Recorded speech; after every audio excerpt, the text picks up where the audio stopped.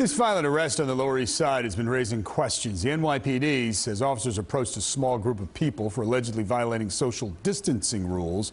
One of the men accused of becoming aggressive towards police. He was threatened with a taser and then tackled and slapped. At least that's what it appears to happen on the video. Our chief investigative reporter Jonathan Dienst in the newsroom. He's been looking into it with these questions raised now about enforcement, Jonathan, of social distancing. Yeah, David, two videos coming out today raising concern of some civil rights activists. The second is out of Brooklyn, coming to light just a short time ago. The first out of Manhattan, catching the attention of the mayor earlier today.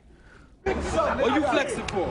The end of the video shows the plainclothes officer approach 33-year-old Donnie Wright, and then this. Officer Francisco Garcia is seen hitting Wright several times before placing him under arrest.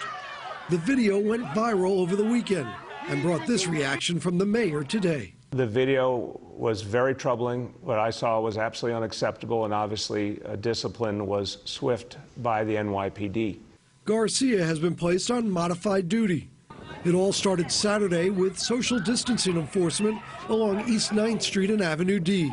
Police say they then discovered marijuana and a stun gun with a man and a woman. As police made the arrests, a crowd began to form. And that's when Officer Garcia is seen pulling out his stun gun, warning people to stand back. Soon Garcia is seen face to face with Wright and taking Wright to the ground, later kneeling on him as officers try to handcuff him.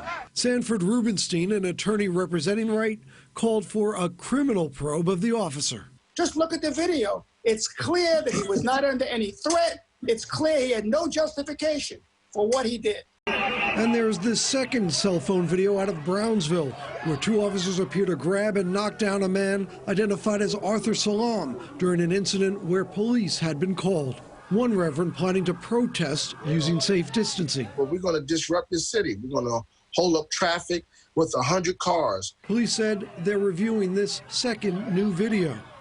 In the first incident, Wright was charged with menacing and resisting arrest, but Manhattan DA Cy Vance says his office is deferring prosecution, with Officer Garcia stripped of his badge and gun, with an internal police investigation now underway. I was not happy with what I saw.